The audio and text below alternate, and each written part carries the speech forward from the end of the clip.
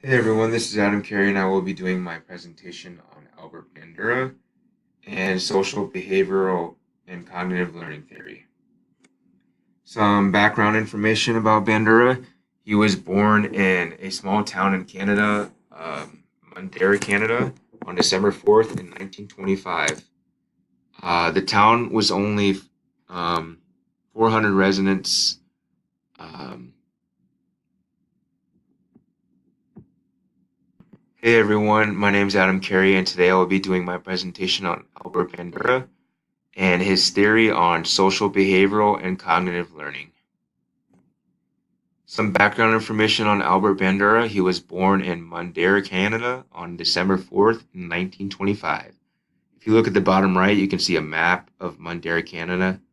It is in the province of Alberta, Canada. He grew up on a farm during the Great Depression. His father and his mother worked different jobs before they bought that farm. His father was a Canadian Railroad worker, and his mother worked in a general store. They saved up enough money to buy a farm, but unfortunately, the farm had some tough times. They had to sell part of it because of the Great Depression. His parents did not have any formal schooling. Even though his father was very smart, his father taught himself three separate languages: Russian, Polish, and German.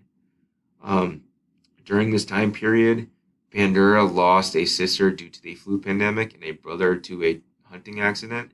So, a lot of negative influences and life events were happening during his childhood, and he just wanted to escape that atmosphere.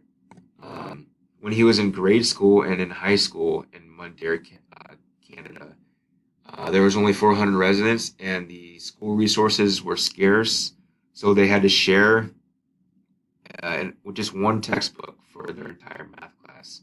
So obviously, his parents influenced him and convinced him that he should leave and just go on with his life, and that's what he decided to do when he would go on to attend the University of British Columbia, and he would graduate in 1949 with a bachelor's in psychology. He would later go on to attend graduate school in the United States at the University of Iowa. If you look at the top right corner of your screen, you can see how Albert Bandura is connected to the father of American psychology, William James. Um, if you just follow the advisor to advisee and just keep going back and forth, you'll eventually get down to Bandura. Um, so Bandura had a lot of success at the University of Iowa. He would graduate, I believe, in 3 years. And after that, he would attend Stanford University as a teacher and researcher. When Bandura arrived at Stanford, his department chair, psychologist Robert Sear, was doing research on social behavior in families, particularly involving aggression from adolescents, modeling their parents' behaviors. So Bandura kind of followed down that path as well, and he would also do research about violent tendencies of children after modeling their parents' behavior. This is going to lead more into the theory itself, social behavioral and cognitive learning theory. Bandura believed that the current views of the day on social behaviors was incorrect. And so at the start of his research at Stanford, he wanted to go out and prove that the popular view at the time that social behavior was a product of unconscious mind was incorrect.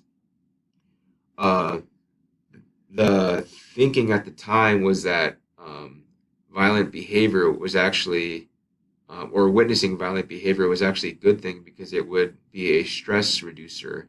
It would help people drain the desire to be aggressive themselves. So all of this would lead to Bandura developing his own research.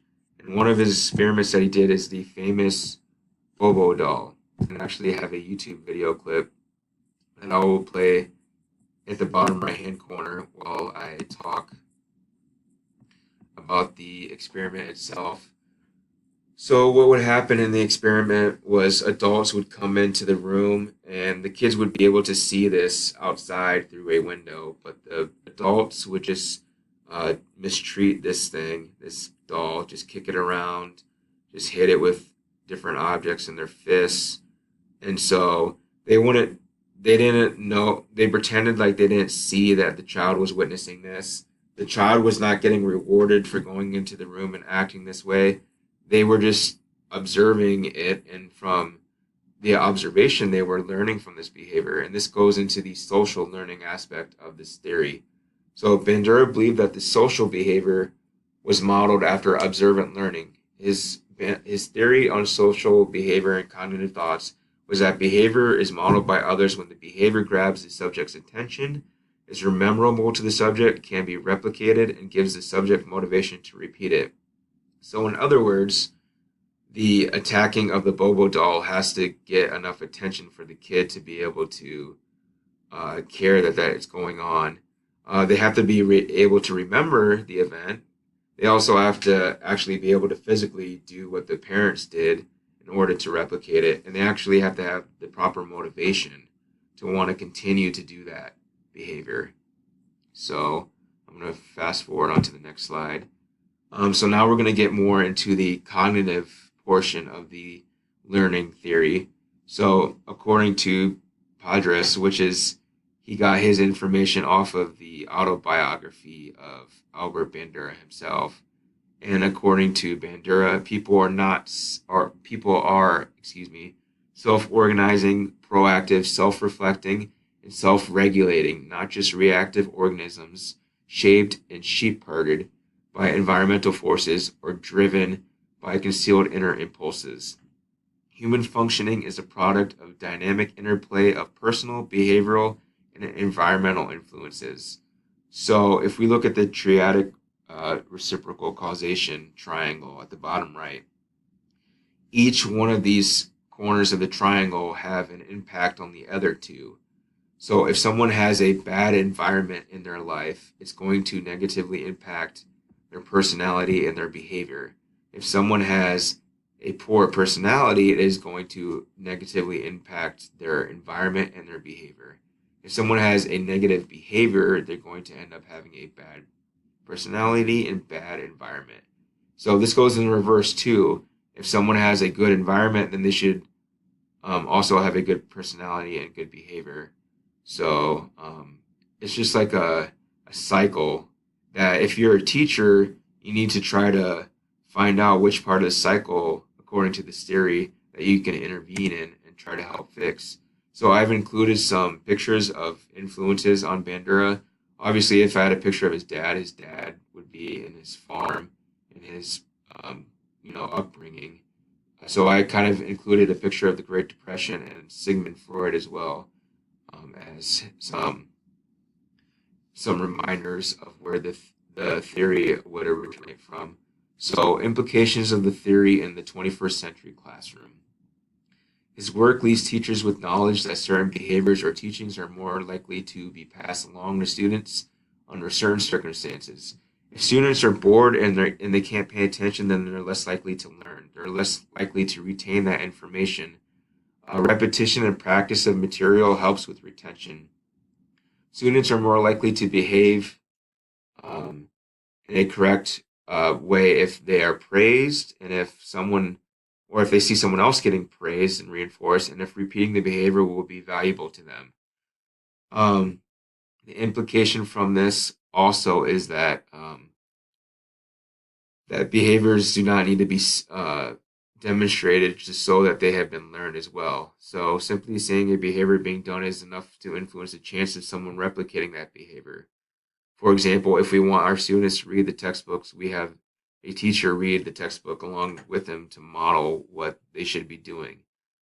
Students are more likely to be successful if they feel they can meet the standards required in the classroom. The more times a behavior or example of a social interaction is shown on media sources, it is more likely the behavior is to be copied in real-world interactions. So from this theory, the main things that I'm going to take away from it is I want to try to reduce stress in the classroom, give some choices. I want to model good behavior, not just like praise them for doing good things. I want to just, do what I think is right. And the kids, hopefully, just by observing it, will be able to learn from that. They might not demonstrate it right then and there, but hopefully later down the road, they're taking that into their mind so that they can, replicate that behavior further down in the future. One criticism that I have of this theory is that it doesn't really take into account biological influences. It doesn't take into the consideration of people that have schizophrenia and other mental disorders that will negatively impact their environment and their behaviors. So that is the end of my presentation. I'm over the 10 minutes. So thank you for watching and have a good rest of your day.